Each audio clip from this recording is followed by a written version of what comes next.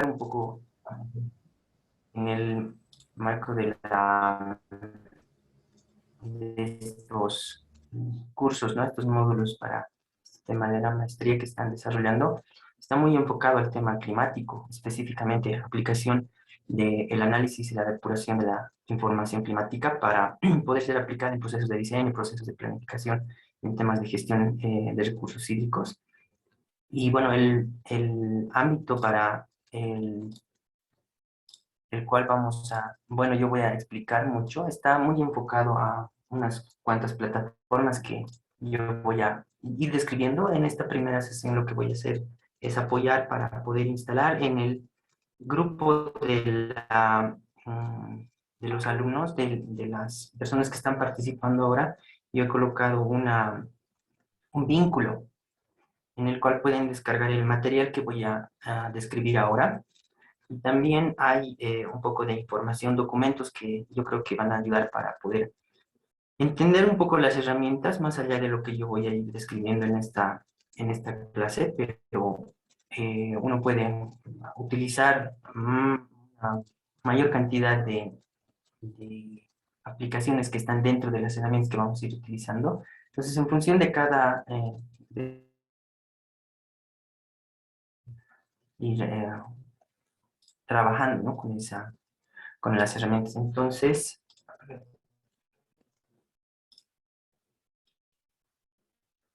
ya. Si no se ve la presentación, me van a ir avisando, por favor. Como mencionaban, yo tengo perfil de ingeniero civil, entonces todo lo que voy a ir explicando está muy en temas, por ejemplo, hidráulicos, en temas civiles, para aspectos de diseño de construcción de carreteras o eventualmente el diseño de emplazamiento de presas, ¿no? Que es eventualmente creo que uno de los enfoques más relevantes que tiene el curso como tal.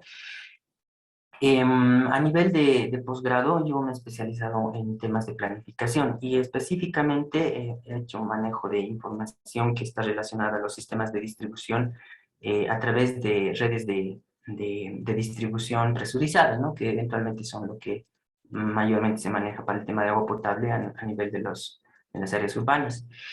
Y en el ámbito de aplicación ya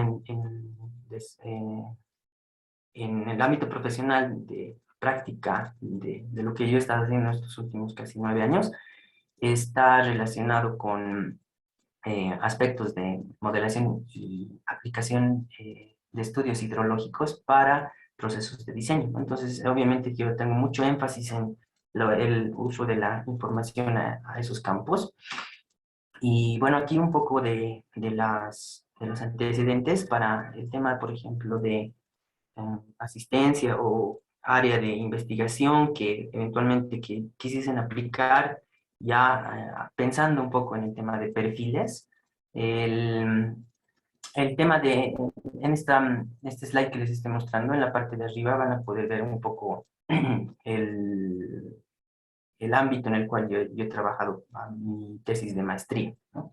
Es un poco una explicación bien resumida de eventualmente el análisis de una red de distribución de agua, obviamente que se hace una esquematización. Esta red que les estoy mostrando es de la ciudad del Alto, acá en La Paz.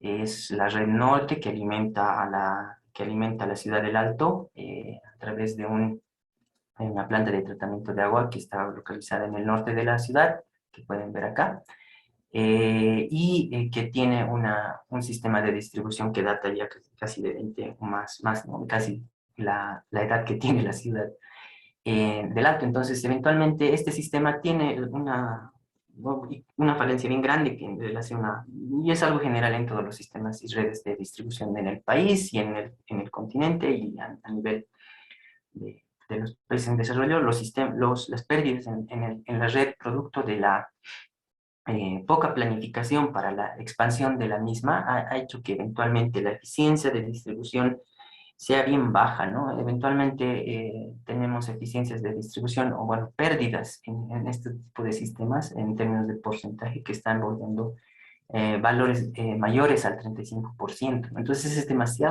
es demasiada pérdida de agua en la red producto de, primero, el envejecimiento de la infraestructura y después la poca planificación respaldada por una simulación de las presiones en el sistema que eventualmente hace que en algunos sectores, de la red se presenten presiones que eventualmente aceleran el proceso de envejecimiento.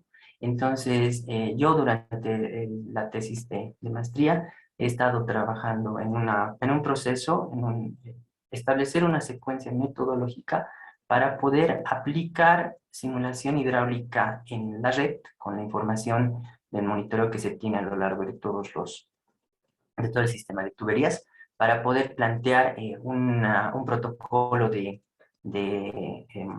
rehabilitación de las unidades que eventualmente están ya en un proceso de deterioro que pueden decantar en un incremento en la pérdida que requiere necesariamente hacer un reemplazo de la infraestructura, ¿no?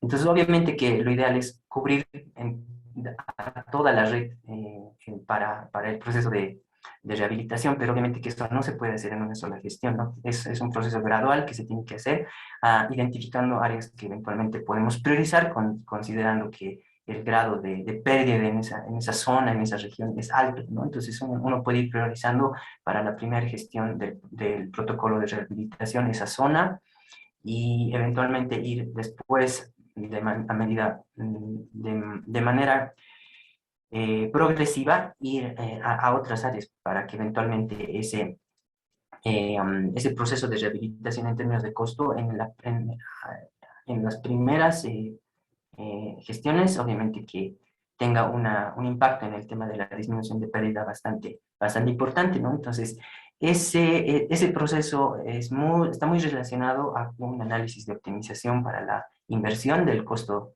del costo operativo y eventualmente el indicador que uno utiliza para este tipo de procesos es el tema de la, mm, de la disponibilidad del agua eh, en los nodos en la red, eventualmente minimizar la pérdida del agua en el sistema y eventualmente también cuánto puede llegar a costar, ¿no? Eso en términos de mantenimiento. Entonces, estas gráficas que les estoy mostrando tienen más o menos ese fin, ¿no? De poder mostrar cuál sería el trade-off, el contraste entre el costo del mantenimiento que se tiene que hacer y la consecuente pérdida y el incremento en el tema de la disponibilidad. Eventualmente, obviamente que un proceso de optimización siempre va a estar contrastado con temas más operativos, en temas más de disponibilidad de recursos. Entonces, obviamente que las curvas, estas gráficas que les estoy mostrando, están pensadas para poder tomar una decisión, no sobre el óptimo que eventualmente puede llegar a presentarnos todo el análisis, sino sobre la capacidad operativa que tiene la empresa como para poder implementar y invertir, ¿no? En ese tema de la rehabilitación. Entonces, ese tipo de, de, de gráficas, de reportes, son bien útiles para poder ir paulatinamente, ir cubriendo con lo que se pueda y también tener con la claridad suficiente como para poder saber hasta dónde vamos a poder llegar a reducir, ¿no? O si no vamos a reducir, mantener el nivel de pérdida que eventualmente se tiene en el sistema como tal, ¿no? Entonces, todo ese proceso, ¿no? Está bastante relacionado con el tema de la simulación hidráulica de la red en detalle, ¿no? Entonces, eso es lo que, por ejemplo, yo he trabajado bastante en el tema del posgrado y que me parece que es un área bien interesante. Lo otro que eventualmente también quería mostrarles es sobre el mismo marco de trabajo que les acabo de describir, ¿no? Evaluación de un sistema como tal, físico, establecimiento de indicadores y planteamiento de esquemas eventualmente de contraste para poder verificar temas de inversión.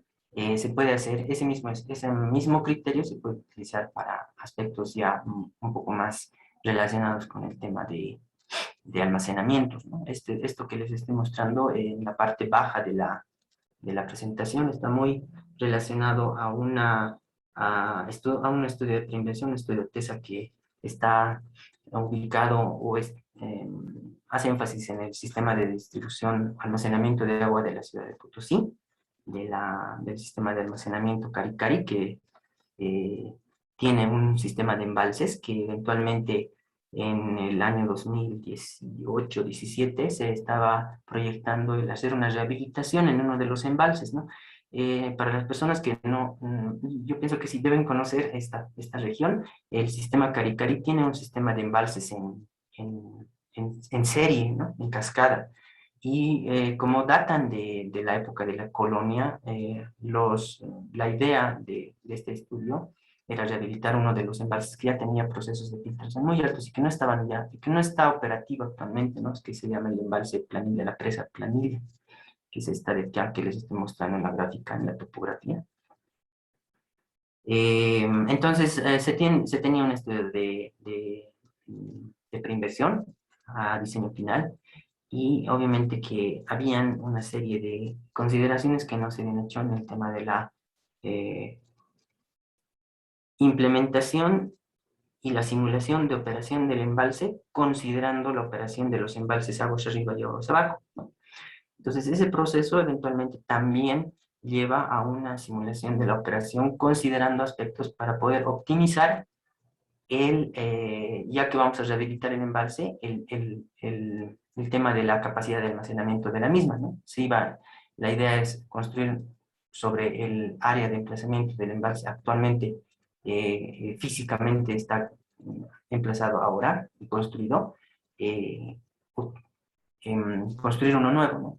Rehabilitarlo y eventualmente ver la posibilidad de poder incrementar la altura para que eventualmente podamos embalsar una cantidad. Ahora, obviamente que ese tema de la altura y el tema de la edificación del cuerpo mismo de la presa, uno lo tiene que ir pensando bastante, ¿no? Eventualmente, mientras más eh, grande sea la presa, más puede uno embalsar y eventualmente puede trabajar con mayor agua para el tema de la distribución, pero obviamente que eso pasa por lo mismo que les acabo de mencionar en el caso anterior, ¿no? Todo el tema de la inversión pública se tiene que justificar bajo estándares de eficiencia de la inversión, entonces no podemos incrementar el volumen de manera exagerada y obviamente que en este proceso hay un criterio para poder optimizar esa altura como tal, ¿no? Ese volumen. Entonces, estas gráficas que les estoy mostrando básicamente hacen eso, ¿no? Tratan de optimizar o recrear la operación que puede tener una serie de combinaciones, se podría decir, de alturas y eventualmente almacenamientos para poder ver cuál es el efecto de ese almacenamiento en la operación del embalse aguas arriba y aguas abajo y de esa manera ver o simular o recrear la operación del embalse que eventualmente se estaba diseñando para la rehabilitación, ¿no? Planilla en sí mismo. Entonces, dentro de ese proceso, obviamente que hay mucho de aplicación de herramientas de modelación hidrológica, ¿no? Toda la secuencia numérica para poder hacer la simulación de la operación de los embalses está supeditada a la estimación del aporte que tiene cada uno de los embalses como tal, ¿no? Entonces, obviamente que son embalses que están contiguos, la evaluación hidrológica que se puede realizar se puede eventualmente generalizar para los tres, obviamente que no se lo ha hecho de esa manera, se ha discretizado de la manera más eh, realista posible a través de una modelación hidrológica. Aquí les muestro un poco el esquema que se ha utilizado, que está relacionado con un método semiagregado que eventualmente para los siguientes módulos, si es que hay la necesidad de poder cubrir el tema de modelación hidrológica, también se pone en consideración si es necesario. Para hacer las recreaciones de los aportes y eventualmente el resultado ya con el tema operativo, haciendo la caracterización del tema de los despachos, el tema de los diferentes niveles que eventualmente uno puede considerar para la operación de los embalses, ha generado este tipo de gráficas. Ahora, esta gráfica que les estoy mostrando acá, obviamente que es el resultado de la simulación de operación y tiene una característica bastante importante, ¿no? Es una simulación de operación en periodo extendido, ¿no? Y eso es algo que eventualmente en el componente de diseño convencional que nosotros manejamos para el tema de diseños para este tipo de infraestructura, no se lo hace de esa manera, ¿no? Lo que uno eventualmente trata de hacer en el proceso de diseño es simplificar la información a través de algún estadístico que eventualmente nos pueda dar una condición crítica y sobre esa condición crítica hacer el diseño de la infraestructura, ¿no? Y obviamente que como los embalses, y eso también yo pienso que lo van a ver mucho, los embalses actualmente los diseñamos para un ciclo hidrológico específico, ¿no? Un año de operación como tal, para que eventualmente podamos cubrir esa ciclicidad que tenemos en términos del aporte que el embalse puede percibir de la atmósfera como tal, ¿no? Que eventualmente el ciclo hidrológico tiene 12 meses más o menos, dependiendo del enfoque que uno le dé al embalse, o puede hacer la simulación o iniciar la simulación en un mes específico para el tema operativo, por ejemplo, de embalses de agua potable, o el tema de la gestión como tal, ¿no? De enero a diciembre puede ser también, puede ser el umbral el intervalo, perdón, en el cual puede hacer la evaluación. O en el tema de agrícola, el hidrológico y el inicio del periodo de siembra y todo lo que se maneja en el tema productivo no empieza en enero, ¿no? Eventualmente eso se puede ir recorriendo. Entonces, eso eventualmente hace que este,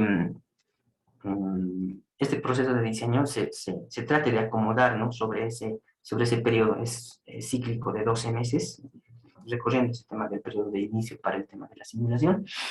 Pero se lo maneja de esa manera, ¿no? Y ese punto crítico, ese indicador o ese estadístico crítico que eventualmente manejamos, siempre lo clasificamos, ¿no? En términos, por ejemplo, de persistencia, para poder un poco abordar. No vamos a poder hacer que el embalse tenga o pueda llegar a cubrir todas las necesidades que uno tiene todo el tiempo, porque como les mencionaba, el tema es la eficiencia de la inversión, ¿no? No vamos a poder hacer una inversión para que todo el tiempo se pueda llegar a tener una cierta cantidad de recursos garantizado.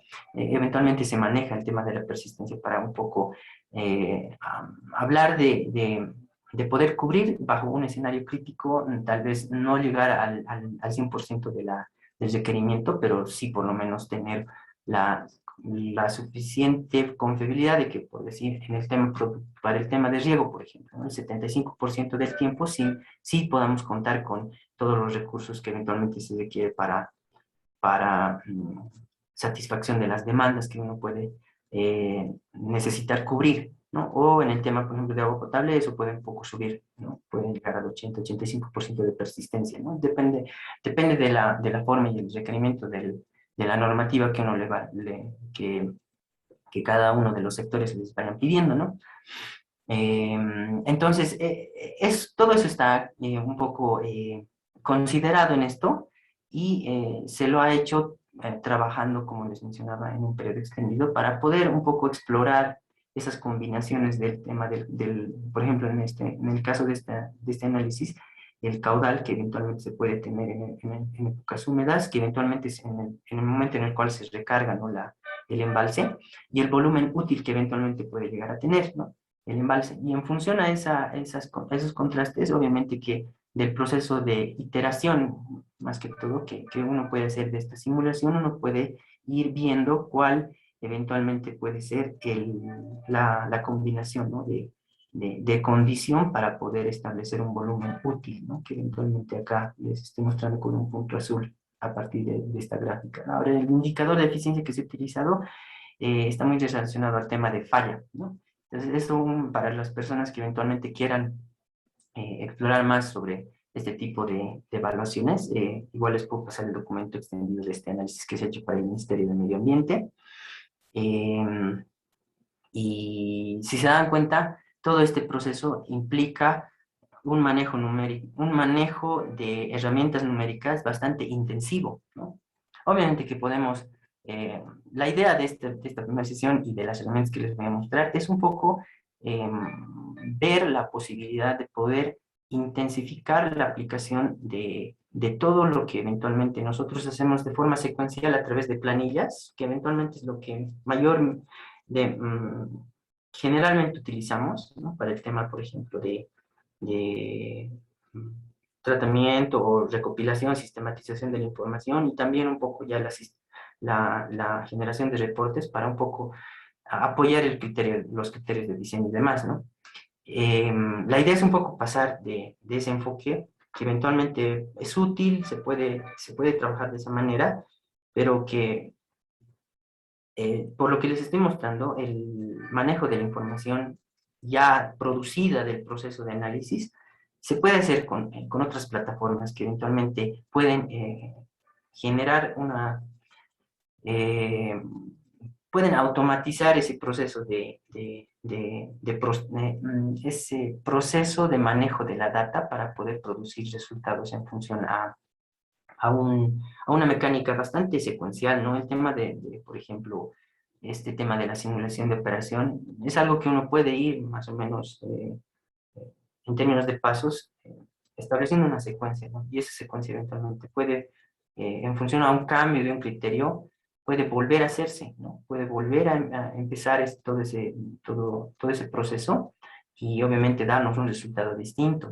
Entonces, eso es bien importante, ¿no? Sobre todo para el aspecto del manejo de la información. Siempre pasamos por procesos de evaluación, ¿no? De los proyectos que realizamos y siempre, obviamente, que hay criterios técnicos que pueden prevalecer, pero siempre son subjetivos y eventualmente hay cambios que en ese transcurso van a ir pasando, ¿no? Como les mencionaba, no siempre en el tema del diseño de ingeniería vamos a llegar al óptimo o se va a tratar o al cliente o a la persona o a la entidad para la cual se está haciendo el diseño, va a poder tener las condiciones para poder garantizar ese óptimo, ¿no? Siempre va a haber temas sociales, va a haber temas de presupuesto que van a limitar eso, ¿no? Entonces, esa posibilidad de poder iterar en el proceso rápidamente para poder generar una condición de diseño nueva es bien importante, ¿no? Y la agilidad que las personas en este ámbito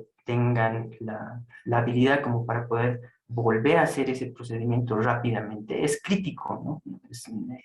En temas de inversión para poder hacer que las consultorías sean rentables y demás, eh, es bien importante el poder ya tener la capacidad como para poder operar herramientas que permitan hacer eso de manera ágil. Entonces, eso es un poco el trasfondo, ¿no? De todo lo que se les esté mostrando y que eventualmente, no sé si es nuevo, pero sí es algo que eventualmente ahora se está demandando mucho, ¿no? Considerando las condiciones en las cuales obviamente uno puede ir interactuando para el tema de los diseños que uno puede ir realizando, ¿no? En tema como ya han visto, eso es algo general para aspectos de ingeniería aplicada a temas de almacenamiento, esto que les he mostrado, o para temas, por ejemplo, más operativos del tema del mantenimiento de sistemas ya emplazados para el tema de agua potable, por ejemplo, ¿no? Dos ejemplos que les acabo de describir. Entonces, este módulo como tal, está muy enfocado al tema del tratamiento de la información, ¿no? Lo que les acabo de demostrar está muy ya en el otro lado, ¿no? De la aplicación de toda la información para aspectos de diseño, ¿no? En este punto, pero es muy importante por la relevancia que tiene para los pasos posteriores para aspectos de aplicación en ingeniería, ¿no? Específicamente para lo que es el tema de embalses, lo que es el tema de diseños en aspectos hidráulicos, hidrológicos, todo lo que se quiera manejar en términos de infraestructura para aprovechamiento hídrico, la información que va a gobernar el inicio y la calidad del proceso como tal es la información hidrológica que tengamos disponible y la información climática que tengamos disponible. Porque todo el proceso de evaluación está supeditado a la cuantificación de potenciales, ¿no? Potenciales hídricos de cuenca, potenciales hídricos de una región específica o de una área específica que no quiera intervenir con infraestructura, está supeditado a eso. Y obviamente que en el país tenemos una característica bien importante en el tema de la disponibilidad de datos climáticos, ¿no? Entonces, el módulo se está enfocando mucho en eso, ¿no? En poder hacer uso de la información, eh, trabajar con los datos disponibles y aprovecharlos de la manera más eficientemente posible para poder contar con esos datos ya para un proceso práctico. como tal. Entonces, en esta gráfica que les estoy mostrando, perdón, en esta presentación, en este slide que estoy mostrándoles, en la parte superior izquierda, les muestro una gráfica de el número de estaciones nacionales que hacen monitoreo climático en el país, ¿no? En la parte superior, en la parte inferior izquierda igual, aquí les muestro un poco a nivel espacial cómo está distribuido, ¿no? Todas las estaciones que tenemos. El Servicio Nacional de Meteorología tiene más o menos una red de 1.136 estaciones en registro, ¿no? En inventario. De esas 1.136 estaciones que les estoy describiendo, hay estaciones que han dejado de funcionar, otras que solamente monitorean una variable específica. Entonces hay que ir discriminando por el tipo de dato que uno puede obtener de la estación, ¿no? En esta gráfica que les muestro en la parte superior izquierda, estoy haciendo, bueno, lo que estamos haciendo es un filtrado de toda la información de la red que eventualmente hace monitoreo de precipitación, que eventualmente es la variable más importante para todo el aspecto de cuantificación de potenciales, ¿no? Para el tema hidráulico, para el tema hidrológico. Es bien importante. Y obviamente el fin de esto es poder evaluar un poco cuál es el grado o el estado de operación que tiene la red, ¿no? Entonces, la gráfica en la parte del eje horizontal está mostrando una progresión en términos de tiempo, y en el eje vertical muestra el número de estaciones que está activas como tal. Entonces, desde el 80 hasta el 2016, más o menos, es esta gráfica. Y como pueden ver, en 1980 teníamos como unas 604 estaciones, a 2016 más o menos hemos llegado a unas 287, ¿no? Entonces tiene una tendencia a disminuir, ¿no? El tema de la red de estaciones.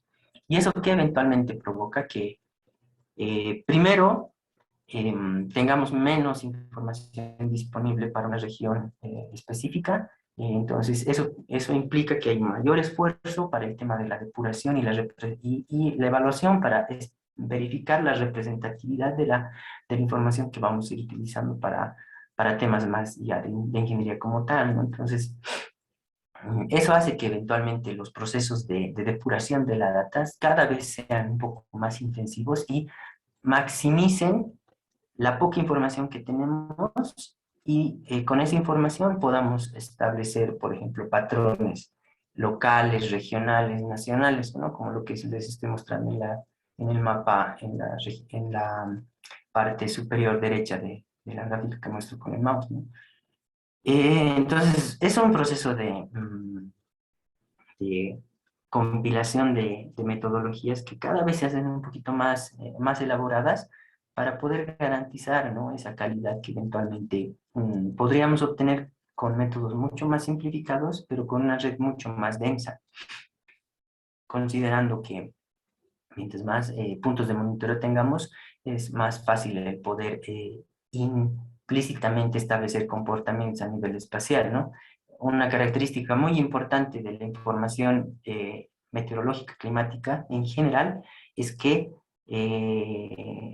las redes de monitoreo hacen registro de un fenómeno, de una variable atmosférica como tal, una variable climática, de manera puntual, ¿no? Una estación está ubicada en un área, una ubicación, en un lugar específico. Eventualmente el equipo que hace la recopilación de la información, o sea, temperatura, radiación, precipitación, viento, humedad, lo que se esté monitoreando es una colección de data en un punto específico, ¿no? Y en términos, por ejemplo, de la aplicación de esta información ya para aspectos de ingeniería, obviamente que esa información puntual puede llegar a ser representativa, pero lo que a nosotros nos interesa es poder generalizar de esa información puntual el comportamiento regional, porque eventualmente nosotros hacemos análisis a nivel de área, ¿no? No lo hacemos a nivel de punto como tal. ¿Por qué? Eventualmente todo el proceso el efecto, la influencia que tienen estas variables climáticas en aspectos por ejemplo, disponibilidad de agua, se tienen influencia sobre una unidad hidrográfica, ¿no? Una cuenca. Entonces, esa cuenca, por su naturaleza misma de distribución espacial, nos demanda que eventualmente tengamos que acceder a información de las variables climáticas a nivel área, ¿no? Entonces, esta parte es bien importante entenderla, ¿no? El tema de la condición de la red, de la disponibilidad de información, ver los aspectos que eventualmente priman para poder tener cuidado con los procedimientos y en función de eso trabajar el tema de la espacialización de la data. Ahora, obviamente que este decaimiento en la red de monitoreo está también considerando, eso es algo que eventualmente también apoyen, ¿no? El tema de la caracterización climática que nosotros podamos utilizar para aspectos de ingeniería y eventualmente eso está muy relacionado con información satelital que hace monitoreo meteorológico a nivel de sensores remotos, ¿no? Que están haciendo monitoreo a través de satélite. Entonces, eso también hay que considerarlo para el, el uso de este tipo de data.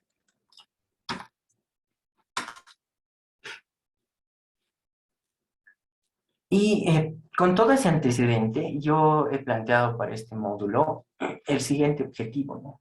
Es proveer un poco del conocimiento general del análisis y evaluación de la información hidroclimática aplicada en procesos de cuantificación y evaluación de recursos hídricos, usando plataformas informáticas de procesamiento que permitan implementar procesos de depuración y evaluación de información eh, ya para aspectos de ingeniería como tal. Entonces, por ejemplo, tenemos nosotros tres sesiones establecidas para este módulo específicamente.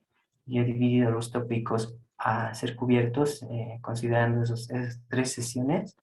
Esta primera sesión está considerando una introducción al tema de los conceptos generales sobre el análisis de los datos hidrológicos y climáticos, hablar un poco de la depuración de las series de información, que son series de tiempo básicamente, después a ver un poco de la definición de lo que nosotros consideramos anomalías dentro del registro como tal y cómo podemos hacer la remoción de esas anomalías, de esos datos anómalos para poder realizar un proceso de depuración de la data y sobre esa información depurada, ya con la remoción de los datos anómalos, hacer análisis de consistencia para ver la confiabilidad que tiene la información, considerando la naturaleza que tiene el fenómeno que está representando esa serie de tiempo de datos, ¿no? Entonces, esos son los test de consistencia y de tendencia. Ahora, al final de esta sesión, igual les voy a dar un poco de criterios que yo he ido un poco identificando en el aspecto de el uso de la información y este tema de las tendencias. El tema de la tendencia lo que hace es un poco trabajar la concepción inicial que les mencioné acá, ¿no?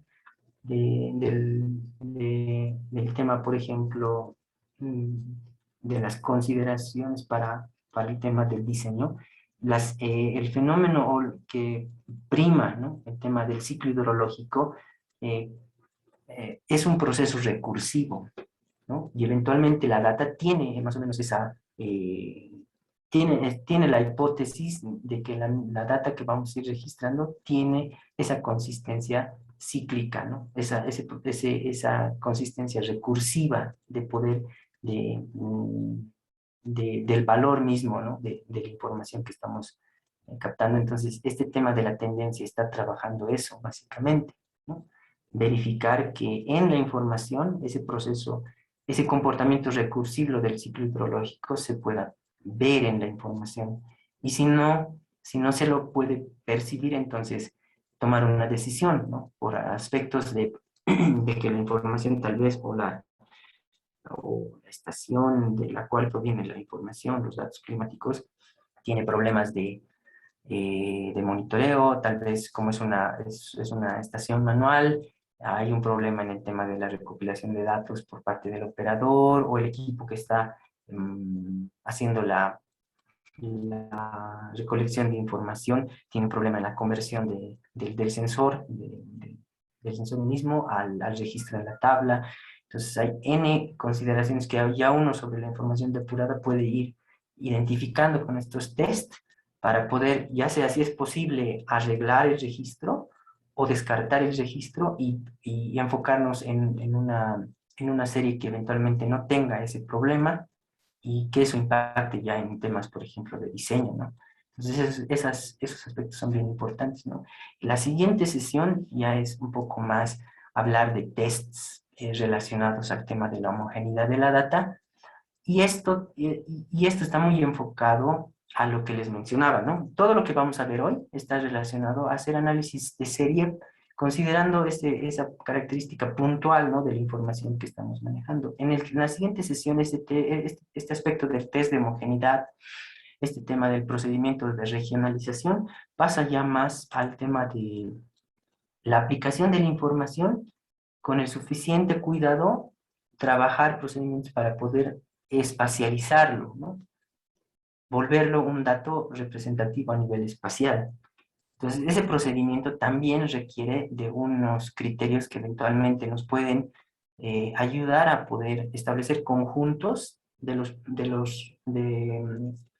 la información puntual que tengan consistencia, relación uno con otro, para que eventualmente puedan guiar ese proceso de espacialización y que eventualmente no caigamos en inconsistencias en temas, por ejemplo, de utilizar información que no sea representativa para un área específicamente y que solamente del proceso automatizado que nosotros estemos utilizando para aspectos, por ejemplo, de interpolación, generen sesgos en la información espacial que ya vayamos a utilizar al momento de trabajar a nivel de unidad de área, ¿no? A nivel de cuenca, a nivel de un área de producción, no sé, lo que eventualmente uno quiera aplicar, en lo cual uno quiera aplicar la información climática.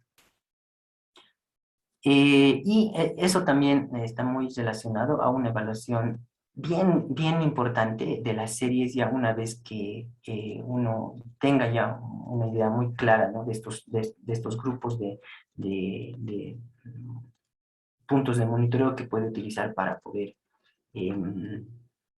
espacializar, regionalizar, que está relacionado al tema ya de completar la data, ¿no? Obviamente todo el tema del monitoreo que les he mostrado, ¿no? Aparte de que tenemos una tendencia de disminución de las redes de monitoreo por diferentes aspectos, ¿no? La información que tenemos presente de cada una de las variables no siempre está completa, ¿no? Y eso de la completitud de la información es bien importante, sobre todo para poder aplicar en procesos en periodos extendidos, ¿no? Para poder hacer estas simulaciones en periodos de 10 años, 15 años, 20 años, necesariamente necesitamos que la información climática tenga una continuidad en esos 15, 10, 20 años que queremos analizar. Y eso eventualmente en procesos numéricos no te permite, por ejemplo, que la información y las series de tiempo estén incompletas. Entonces, siempre hay un proceso de relleno de información para poder pasar al tema ya de aplicación de las series para hacer procesos de agregación, para poder sacar estadísticos, para poder introducir la información en modelos lluvia escorrentía para el tema de la hidrología y demás. Entonces, este tema de la completitud está bien relacionada a poder cuidar las características originales de la serie ya que ha pasado todo ese proceso de análisis de consistencia, de homogeneidad y demás, para que no pierda sus características estadísticas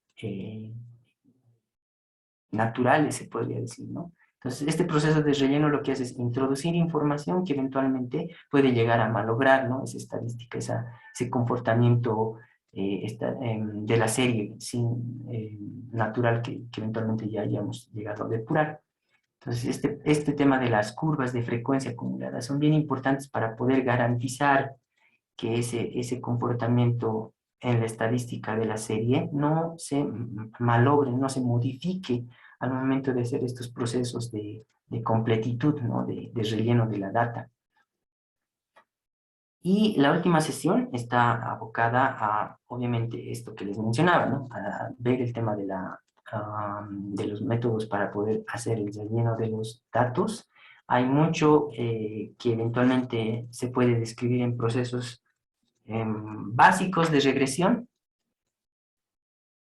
lineal, y también hay aspectos o métodos que están muy enfocados al tema probabilístico, ¿no? Geoestadística que uno puede aplicar para este procedimiento de relleno, porque al fin y al cabo, a pesar de que sean datos puntuales, están siendo representados a través, estos datos están representando un fenómeno espacial, ¿no? Distribuido a nivel de una región, de un área específica. Entonces, hay métodos geoestadísticos que también se pueden llegar a aplicar. Después hay un poco del tratamiento de información hidrológica para el tema también de esos aspectos de regionalización que les mencioné también están muy relacionados o pueden ser aplicados a aspectos de la información hidrométrica, hidrológica de cuerpos de agua, ¿no? De ríos específicamente para poder verificar y hacer tratamiento de las curvas que te descargan la información. Como vamos a ver en esa parte, la información de hidrológica, obviamente que a nosotros nos es útil que esté en términos de caudal, ¿no? Metros cúbicos por segundo, litros por segundo, pero la información en el monitoreo siempre es en niveles, ¿no? Lo que hacemos es medir niveles en los cuerpos de agua y esa información transformarla a caudal. Entonces, este tema del tratamiento de curvas pasa por ese análisis para poder convertir la información de nivel a caudal con ciertos criterios que eventualmente nos puedan ayudar también a distinguir cuándo eventualmente podemos tener una sola curva de descarga o si la curva eventualmente se tiene que disgregar en rangos, considerando, por ejemplo, el tema de la temporalidad en la cual se ha hecho el procedimiento de recolección de los puntos de la curva como tal, que eventualmente pasan por procedimientos de aforo de los cuerpos de agua, para poder tener consistencia y que eventualmente la serie de niveles sea representativo para las condiciones húmedas, medias y secas, por ejemplo, que eventualmente puede llegar a tener el cuerpo de agua en el río que eventualmente estamos monitoreando. Y al final un poco lo que se pretende es dar un vistazo a la información complementaria que uno puede utilizar, considerando que la información de la red de monitoreo tal vez es muy, muy escasa, o en la región que estamos trabajando no tenemos una estación y eventualmente vamos a requerir de un apoyo a través de la información que les mencionaba que está viniendo de monitoreo satelital, ¿no? Y los sensores remotos como tal. Ya. Bueno, entonces la primera parte del tema de la introducción pasa por explicarles una de las herramientas que yo considero que es muy útil para el tema del tratamiento y procesamiento de datos climáticos hidrológicos y que se lo utiliza mucho, ¿no? En el campo académico. En el campo práctico yo he visto que sí, aún estamos no muy familiarizados, ¿no? Con el uso de herramientas de procesamiento en plataformas que eventualmente están pensadas para programación, ¿no? Entonces, ahí es donde yo hago hincapié en que es muy importante el poder pasar o transicionar a este tipo de herramientas para el proceso de depuración de datos. Entonces, este R es un lenguaje de programación que está pensado específicamente para el procesamiento de datos, procesamiento estadístico de datos, pero no solamente estadístico, ¿no? Hay procedimientos que uno puede ir sistematizando considerando que es un lenguaje de programación que puede llegar incluso eh, al establecimiento de un procedimiento o de un método en línea de código, en programación como tal, que no limita, ¿no? El tema de que el enfoque del lenguaje de programación como tal esté muy relacionado al tema estadístico. Tiene una infinidad de herramientas para utilizar que ya están programadas, que eventualmente están compiladas en librerías y que permiten hacer procedimientos bien rápidos de la manipulación de la data, que lo vamos a ver ahora. Que para las personas que no han estado revisando el grupo, les vuelvo a insistir, por favor, si pueden eh,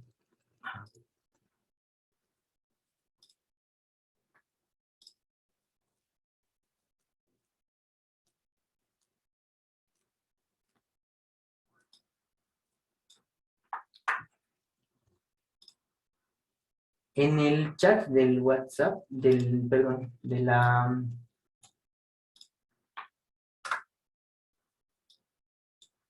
en el chat del Zoom de la sesión de hoy, igual ahora les estoy volviendo a pasar el link donde está el material para poder un poco seguirme. Es mucho más práctico que a partir de esta parte de la sesión, si es en la medida de lo posible, si están con una computadora, puedan hacer la instalación de la herramienta, hagamos el código escribamos el código que yo voy a ir escribiendo para un poco ejercitar en el uso de la plataforma. Con la plataforma vamos a poder hacer sistematización de la data. Obviamente que siempre vamos a tener planillas de información que nos pueden dar en diferentes formatos, ¿no? En formatos de texto, en formatos de planilla Excel, etcétera. Y toda esa información, la plataforma tiene la suficiente capacidad de poder importarla. Y ya una vez que esté en la plataforma, se puede hacer procesamiento de la data para poder generar gráficas, para poder hacer procedimientos, ponerlas en métodos y a generar reportes como tal. Entonces, es bien importante el que eventualmente, si tienen la posibilidad de seguirme con la instalación, con la manipulación del código, lo hagamos de esa manera. No sé si hay alguna pregunta hasta acá. También quería mencionar que como la sesión es un poco larga, el tema de un receso estaba proponiéndolo hacerlo a las 10 de la mañana, dado que hemos empezado a las 8:30. Ya entonces en unos 40 minutos más o menos vamos a parar unos 10 minutos para que también pueda descansar la voz. Entonces, el tema de la herramienta, ¿qué tiene y por qué la sugiero para utilizar? Es que primero no tiene licencia, ¿no? No necesita que eventualmente se compre una licencia o se pida una autorización o se compre algún software específico, ¿no? El sistema es completamente libre y eventualmente como es open source, hay foros que eventualmente permiten hacer consultas para usuarios que eventualmente ya han estado trabajando en la plataforma, ¿no? Entonces, la comunidad de usuarios, esta gráfica, este slide que les estoy mostrando, yo se lo he ido trabajando, creo que hace 3 años esto, y en ese entonces tenía como unos 2 millones de usuarios, ahora debe haberse duplicado, ¿no? Este tema de los usuarios. Entonces, ¿eso que genera? Que problemas que algunas de estas personas ya hayan tenido, se puedan rápidamente identificar y se puedan resolver ya con alguna guía que está en línea. Entonces, esa es la ventaja de manejar un open source. Lo otro es bastante intuitivo, ¿no? Van a ver, no hay mucho problema en términos, por ejemplo, de una curva de aprendizaje como lo que es un lenguaje de programación convencional.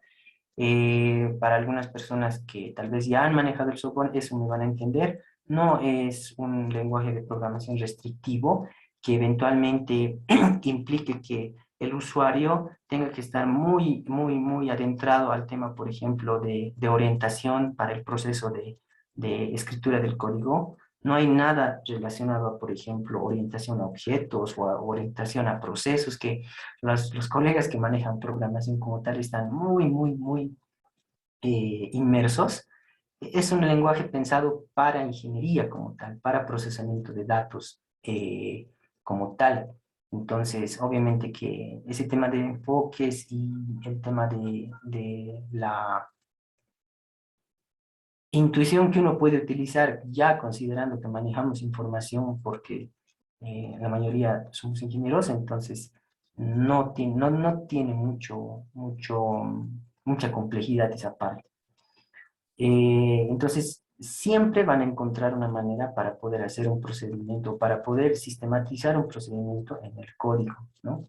Lo único que tienen que hacer es un poco ordenar la secuencia que uno quiera y eventualmente después pensar cómo eventualmente eso se puede convertir en una línea.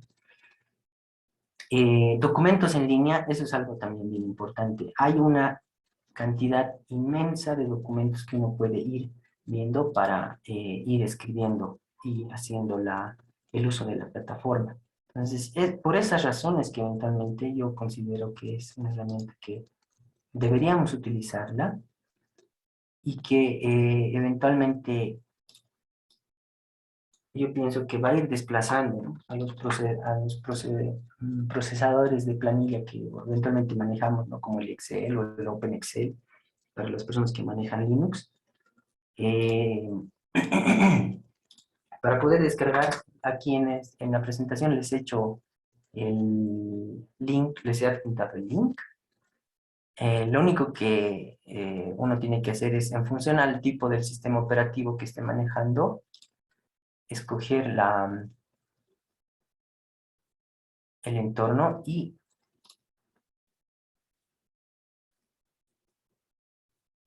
tener cuidado con el sistema operativo que tiene la computadora. En este caso, por ejemplo, yo estoy trabajando con un Windows 10 y el sistema es de 64 bits. Entonces, sí, hay una distinción para poder descargar la herramienta en función a la versión de la plataforma, ¿no?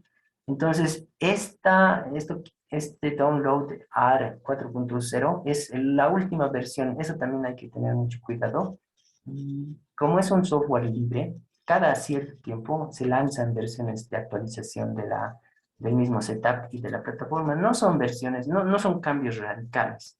Como es un lenguaje de programación, habitualmente lo que pasa es que se han ido adicionando librerías o algún complemento que eventualmente ha hecho que el paquete requiera de una actualización, pero en términos del entorno como tal no hay cambios muy bruscos, ¿no? Entonces, en términos de estas actualizaciones que yo creo que lo hacen cada semana, cada mes, no hay mucho problema en esa parte. Entonces, ¿qué es lo que estamos acá descargando? Es un archivo de 85 megas más o menos. Y la instalación, como les mencionaba, es un open source. Entonces, no necesita, por ejemplo, acuerdos de licenciamiento ni nada, ¿no? Simplemente hay unos acuerdos de la condición de uso de la plataforma y con eso se termina, ¿no? El proceso. Entonces, esta instalación que está acá, les estoy mostrando, lo que está haciendo es descargar la plataforma en su versión base de escritura del código, ¿no? Entonces, aquí dos cosas que también quería aclarar para este tema de la plataforma. Primero, lo que estamos descargando es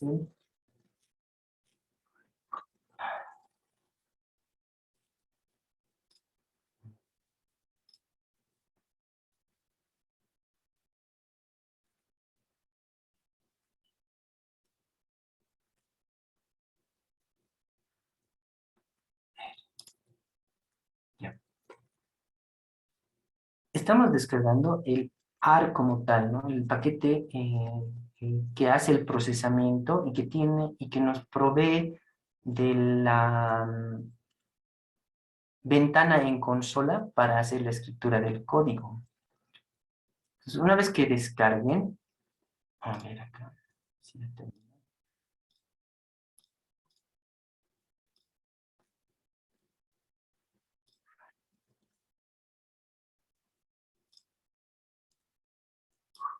El instalador es convencional. Les permite seleccionar lenguaje, les da un acuerdo, pero no del tema de una licencia para uso comercial, sino para el tema de la referencia y y la aplicación de las librerías. Y les permite instalar o cambiar el tema de la ubicación de, de lo que eventualmente va a ir copiando, ¿no? En el disco duro de la computadora. Entonces, si uno le da Next, va a poder instalar, en este caso, la versión 4.10, ¿no? Yo ya la tengo instalada como les estoy mostrando acá. Entonces, cuando uno abre la plataforma, esto es lo que le va a mostrar. Esta es la plataforma para la aplicación, ¿cómo se puede decir? Nativa, si se quiere de esa manera mencionarla. Entonces, acá uno puede ir escribiendo el código. ¿Y cuál es la naturaleza de este tema del paquete? Uno puede ir manipulando la información de la manera más sencilla en términos de lo que uno quiera representar. Por decir algo básico, declarar una variable.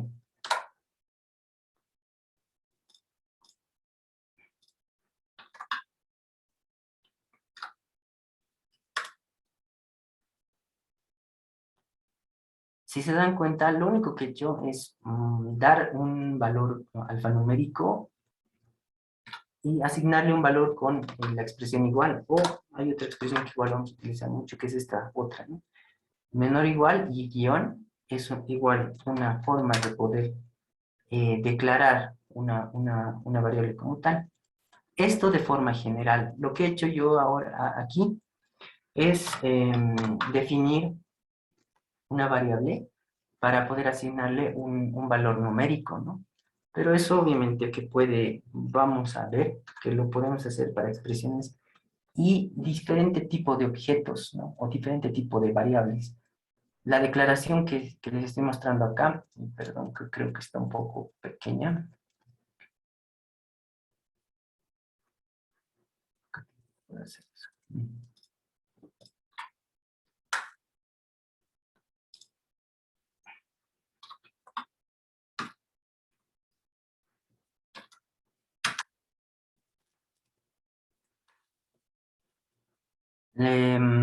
Las declaraciones que aquí se hacen es esto que aquí estoy manejando, es en consola, ¿no?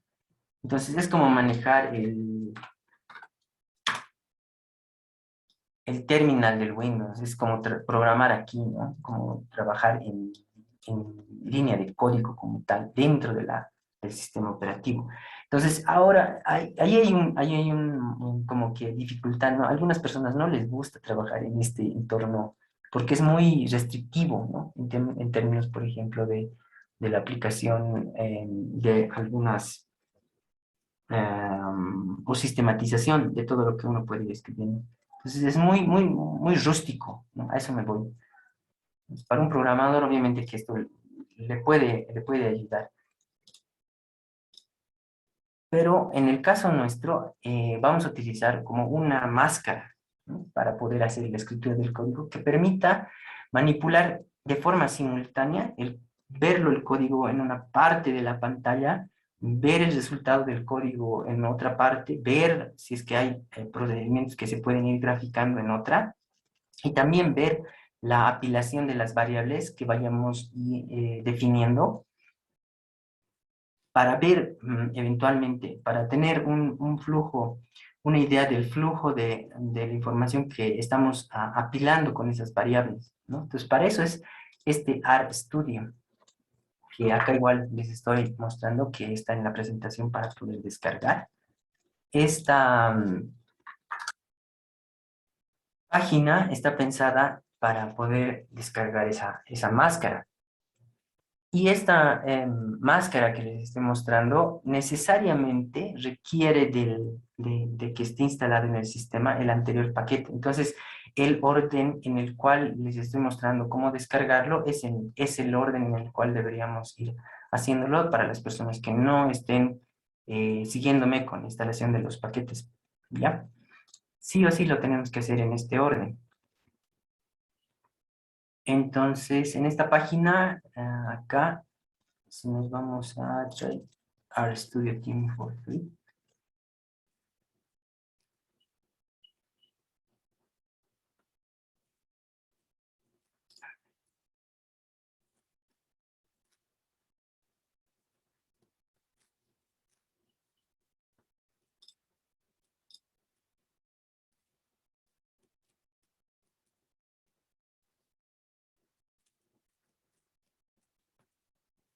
Ah,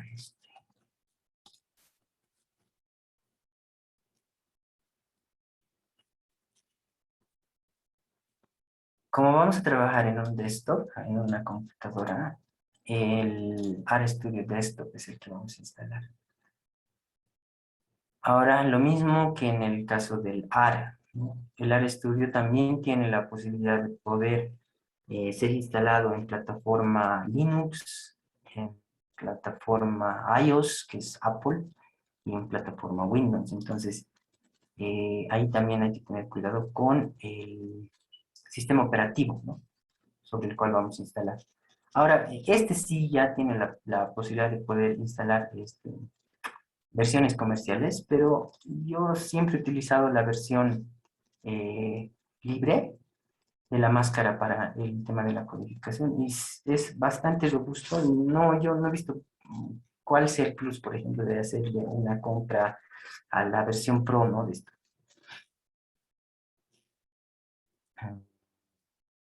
Entonces acá si le ponen descargar, va a descargar igual la versión del EDE para Windows y pesa más o menos unos 149 megas. ¿Ya?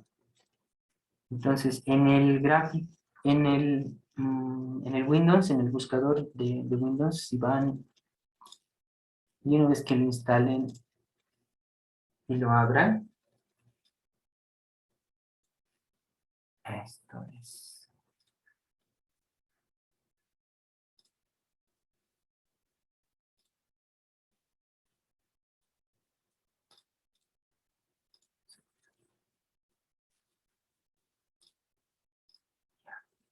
Para una persona que recién lo está abriendo el paquete, una vez que lo ha instalado, el, la ventana que se abre debería tener este estilo, ¿no? Debería haber un menú en la parte superior izquierda, la consola que les acabo de mostrar que está viniendo, ¿no? Del paquete AR operativo en background del sistema, debería estar también aquí. Debería darles la versión que está instalada, todos los temas de- de- de las condiciones de aplicación de uso de la plataforma. Y en la parte derecha, estas dos ventanas. Entonces, ahí es donde yo les mencionaba que este RStudio como tal funciona como una máscara para un poco visualizar y ordenar todo lo que eventualmente podemos llegar a utilizar en la plataforma con el lenguaje de programación. Entonces, tiene un área para poder escribir scripts o para poder empezar a apilar los recursos que nosotros queramos utilizar. También tiene el área del terminal. En esta parte derecha son las dos herramientas que les decía que nos va un poco a ayudar a ordenar en términos de lo que vayamos escribiendo o declarando, ¿no? En el código como tal. Entonces, en la parte superior derecha de las ventanas van a ver una ventana de procesos y ambientes de bases de datos. Todo lo que se vaya a declarar aquí se va a ir apilando y uno va a poder llamarlo desde acá. Todo lo que eventualmente sea, vayamos declarando que genere gráficos, reportes o algún recurso visual, gráfico como tal, también acá lo vamos a poder ver en la ventana superior derecha. Entonces, esa es un poco la dinámica, ¿no? Acá vamos a ir apilando el código, acá lo vamos a declarar o lo vamos a ejecutar en la consola como tal de la plataforma. Aquí se van a ir apilando las variables y aquí se van a ir apilando las gráficas. Ya, entonces, para las personas que me hayan seguido y hayan tenido algún problema en la instalación y no lo tengan así como lo están viendo ahora en mi pantalla, el, el AR Estudio, me avisan, me ponen en el chat qué problema han tenido y ahí les vamos asistiendo, ¿no? Ahora en la sesión, o si ya para las personas que no lo estén haciendo ahora, cuando quieran probarlo, igual en el grupo de WhatsApp me van avisando si han tenido problemas para la instalación. Ya, entonces, esa herramienta es bien importante para lo que vamos a empezar a trabajar ahora del tema del análisis de los datos climáticos hidrológicos. Entonces, a manera de concepto de la información, el, como les mencionaba, no es simplemente un proceso de recolección de datos, lo que eventualmente uno hace al momento de requerir la información de la estación meteorológica X, ver qué variables tiene o qué variables me interesa y empezar a sistematizar la información en una planilla como tal. El concepto de el análisis y la evaluación de los datos climáticos está bien relacionado a un procedimiento probabilístico, a procedimientos estadísticos para constituir las características más importantes de la información que nos puedan dar luces para tener la suficiente confianza de poder utilizar esta data en procedimientos formales que eventualmente lo que hacen es recrear un proceso físico a través de un proceso numérico, ¿no? Entonces, este tema de la consistencia de la data está bien relacionado a ese tema de la representación de un fenómeno, ¿no? Y considerando que el tema climático tiene sus características, como les he ido mencionando, muy relacionadas al tema del ciclo hidrológico, todo lo que eventualmente son herramientas estadísticas van a ir apuntando a poder consolidar o verificar ese comportamiento en la información que vayamos recolectando. Entonces, las etapas que yo he siempre distinguido en los procesos de recopilación de la información están como que apilados en tres em, procesos, ¿no? O etapas, como lo he puesto acá en la presentación. Hay un proceso de selección de los datos y preparación de la información de forma bien básica. Hay un análisis exploratorio de la información y hay un procedimiento, una etapa en la cual se hacen las pruebas estadísticas y la evaluación de los valores como tal para ya después utilizarlos. Entonces, el tema de la consistencia tiene un desafío bien importante. Si bien uno puede hacer la recopilación, la sistematización, al fin y al cabo son solo series de tiempo de valores que están apilados, ¿no? en una secuencia, ya sea que esté ordenado horizontal o verticalmente en una planilla. Es información que eventualmente uno puede ir graficando de manera secuencial en términos temporales. Y como vamos a ir viendo, la información que uno puede ir sistematizando para el tema climático es enorme, es gigante. Una serie obviamente puede llegar a tener información de 30 años, de 15 años, y en función a la resolución temporal que uno quiera analizarlo, puede hacerlo a nivel diario, puede hacerlo a nivel mensual, puede hacerlo a nivel anual. El grado de complejidad de poder entender esa información, poder saber si la data es consistente o no, es un proceso que puede tener un enfoque muy cualitativo, pero también muy analítico desde el punto de vista también cuantitativo, ¿no? Entonces, de una manera bien eh, introductoria, la información de la data, como les mencionaba, en su forma más básica, uno la puede ir graficando en este tipo de figuras, ¿no? Disponer toda la data en términos temporales en el eje horizontal y los valores en el eje vertical, y ver un poco el tema de la consistencia en relación al fenómeno que está representando la información. Ejemplo de la información de humedad y temperatura, que son los valores que aquí acabo que he puesto en la presentación en esta parte.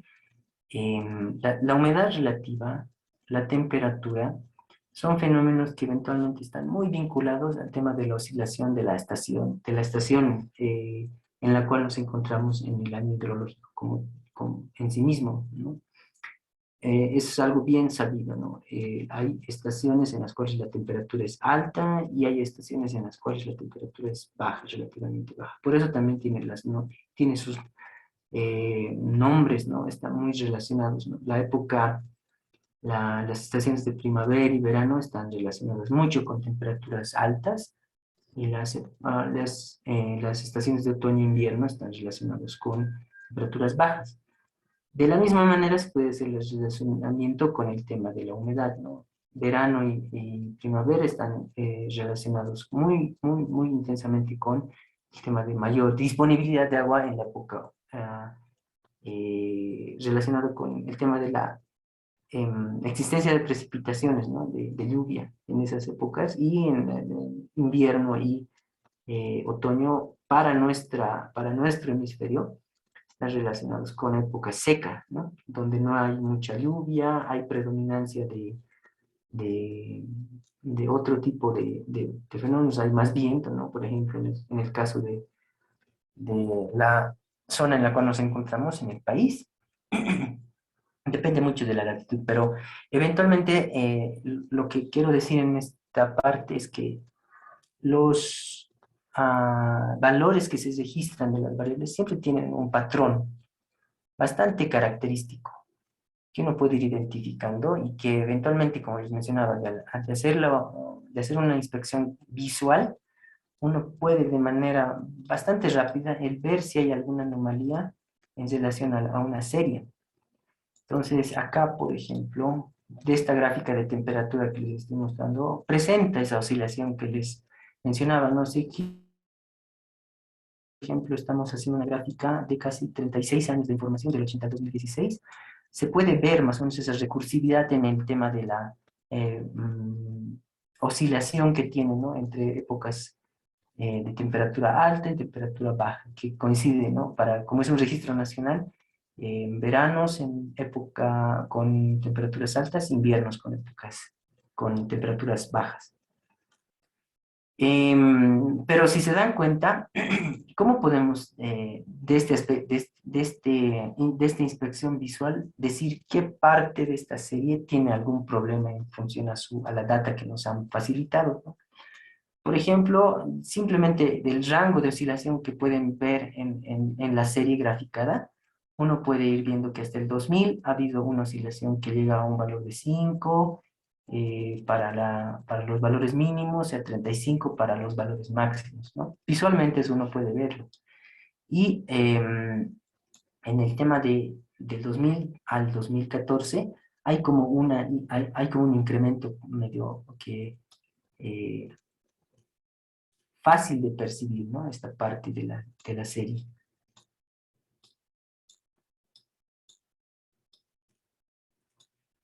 Entonces, ese tipo de cambio, gráficamente uno tal vez lo puede llegar a percibir rápido, ¿no? Como en esta serie que hemos visto. Y eventualmente hacer una evaluación para poder verificar qué es lo que ha pasado en estos registros y tomar una decisión, ¿no? Tal vez trabajar solamente con el registro del 80 al 2000 para que no tengamos problemas con los valores que eventualmente podemos introducir dentro del análisis para este periodo que ahorita lo he colocado en un círculo rojo. Entonces es un análisis muy visual, muy cualitativo, ¿no? De la información. Rápidamente podemos hacer ese análisis. Pero en otras variables, ese tema de identificar comportamientos anómalos no es tan fácil de hacerlo de manera visual. Y si uno quiere ir un paso más adelante, si quisiese remover esta parte de la serie y reconstituirla en función a un comportamiento que sí nosotros estamos considerando que está bien, el análisis que uno pueda realizar a partir de toda esta serie, obviamente que tiene que considerar indicadores, ¿no? Que puedan ayudarnos a poder guiar ese procedimiento de la reconstitución, rellenos o eh,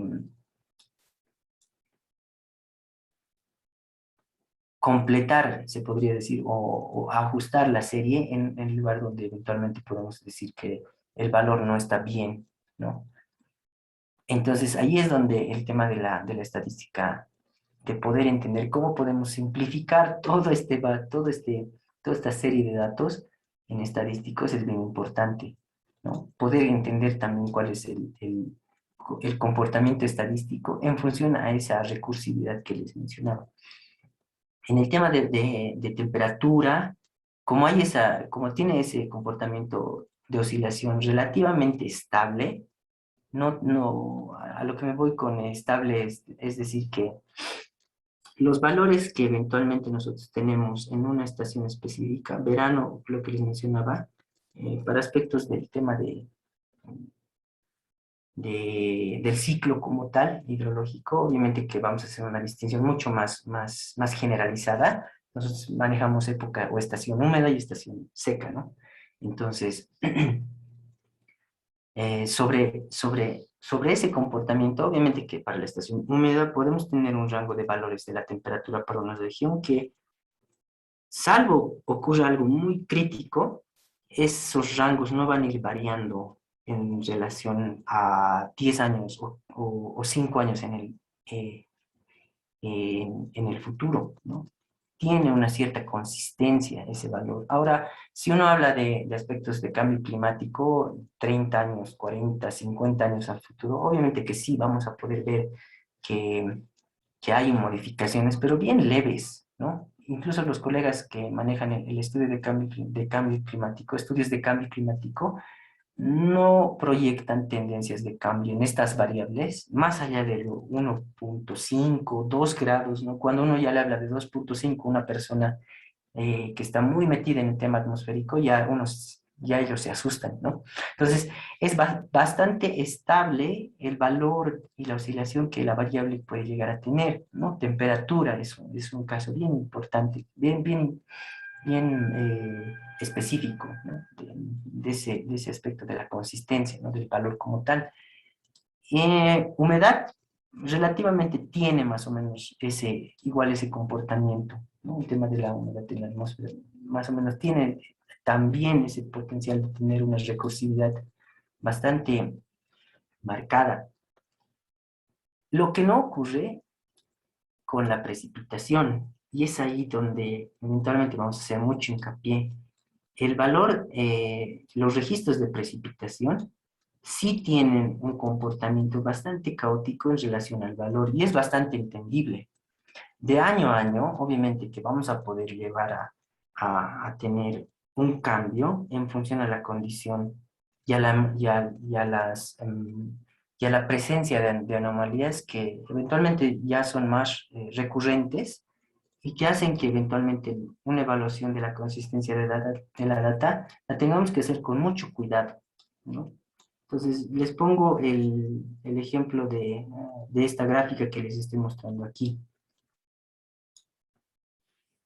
La precipitación de este registro que les estoy mostrando está haciendo una acumulación del valor a nivel anual, ¿no? Hay un valor de precipitación acumulada por año y eventualmente el poder decir o el poder diferenciar entre un valor que eventualmente es anómalo del proceso mismo de la recopilación de la información en el momento de haber hecho la medición, en la estación o a través del sensor o a través de una persona que está haciendo el registro, eh, tiene que ser con mucho cuidado, ¿no? Esa distinción, porque la oscilación que puede tener el valor mensual, diario, peor todavía diario y anual, es bastante más difícil de poder establecer comportamientos recursivos que en relación a las otras variables, ¿no? Temperatura o humedad en este caso, que les estoy mostrando en estas dos gráficas.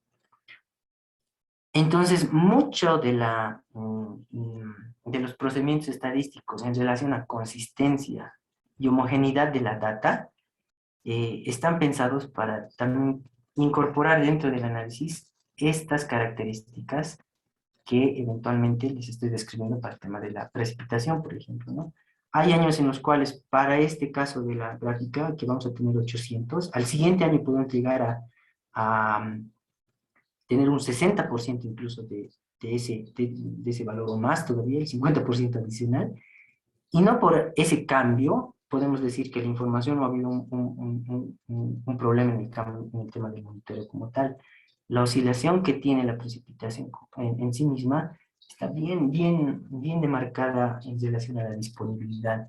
Y eso eventualmente hace que el tema de los estadísticos los tengamos que manejar con cuidado, ¿no? Y el tema de lo que eventualmente les mencionaba, ¿no? El cambio en el comportamiento a través de tendencia y otros criterios en el tema de la precipitación los tengamos que hacer con mucho cuidado en función al paso de tiempo que se está utilizando. Entonces, eso es un aspecto que hay que considerar mucho. Lo otro es el tema de la representatividad y la selección de la información para poder empezar este análisis de las series, ¿no? Entonces vamos a ir eh, paso a paso, considerando que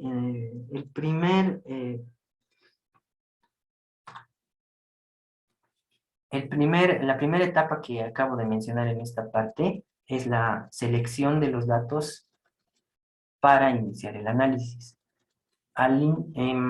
Uno siempre va a trabajar esta primera etapa desde el punto de vista del área que quiere analizar, ¿no? Entonces, el área que nosotros queremos intervenir, con cualquier análisis que queramos realizar, que necesite información climática, siempre va a prevalecer la relevancia de nuestra. Ahora vamos a tener ese dato de inicio, ¿no? ¿Dónde estamos ubicados en nuestro proyecto, en el área que queremos caracterizar? Y en función de eso vamos decidiendo y vamos recopilando la información. Ahora, ¿hasta dónde podemos recopilar esa información? Eso es algo que aquí en esta parte quería mencionar de una forma bien práctica, y esto también está en una guía metodológica para el tema de balances cíclicos que que el Ministerio de Medio Ambiente maneja, para poder verificar de toda una nube de estaciones de las que uno puede considerar, eh, discriminar cuáles vamos a utilizar de manera inicial, ¿no? No estamos estableciendo aún el conjunto óptimo de estaciones o de fuentes de datos con las cuales vamos a trabajar ya para el aspecto formal de la evaluación y la regionalización de la información climática. Entonces, link que les acabo de pasar al chat del Zoom, lo que les va a permitir es acceder a esta carpeta que les estoy mostrando acá. Entonces, esta carpeta tiene una secuencia de datos geográficos en formatos sharefiles, y hay un archivo que eventualmente después les voy a explicar en PDF para el tema de la guía de la herramienta que vamos a utilizar. Pues para esta primera parte de la selección, ¿no? Obviamente uno lo primero que va a hacer es buscar la información geográfica de las estaciones.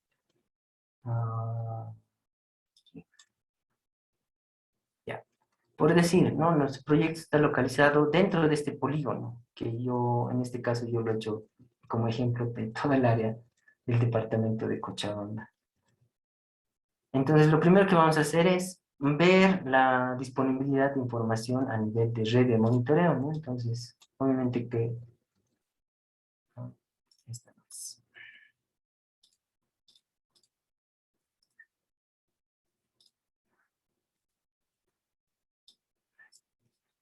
Ya. Entonces, uno puede conseguir toda la red de monitoreo que, por decir, el Servicio Nacional Meteorológico maneja, ¿no? Entonces, de todas estas estaciones, ¿cómo podemos nosotros seleccionar cuáles eventualmente pueden llegar a tener un impacto sobre el área del área sobre el cual vamos a nosotros trabajar?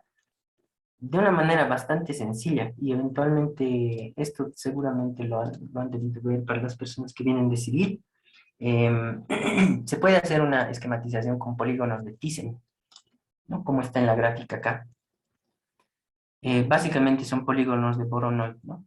Que eventualmente hacen una distinción entre la distancia media entre cada uno de los puntos de la red eh, que estamos evaluando y marca la perpendicular, ¿no? Y eso hace con todos las relaciones punto a punto y marca esas medias, ¿no? Distribuye la perpendicular entre esa.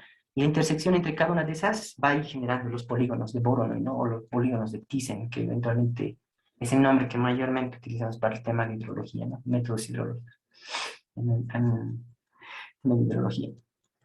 Entonces, ¿cuál es una forma de poder hacer esto rápido? Es básicamente conformar, ¿no? Esos polígonos. En el caso de la gráfica acá, yo ya lo tengo aquí armado. Igual en el ArcGIS pueden buscar.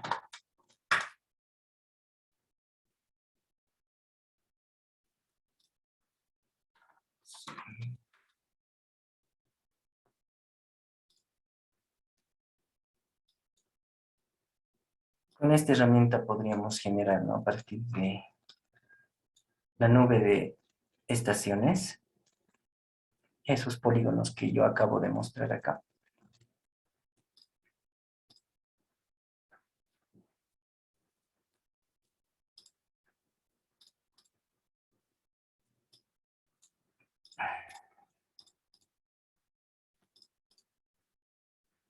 Ya.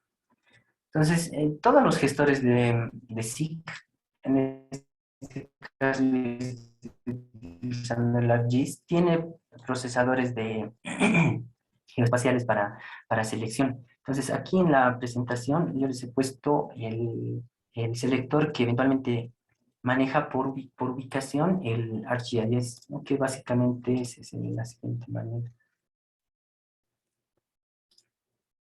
Select by location.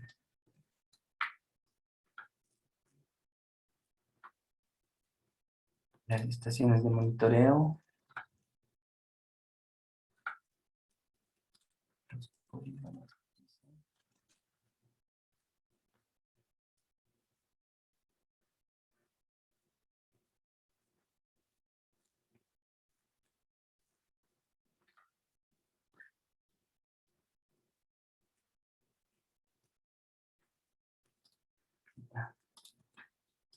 Entonces, en esta herramienta lo que nos va a permitir es seleccionar bajo un criterio espacial qué entidades vamos a seleccionar para que eventualmente podamos relacionarlas con el área de intervención del estudio, del proyecto que nosotros tengamos, ¿no? Entonces, en este caso es el polígono verde, ¿no? Que está acá.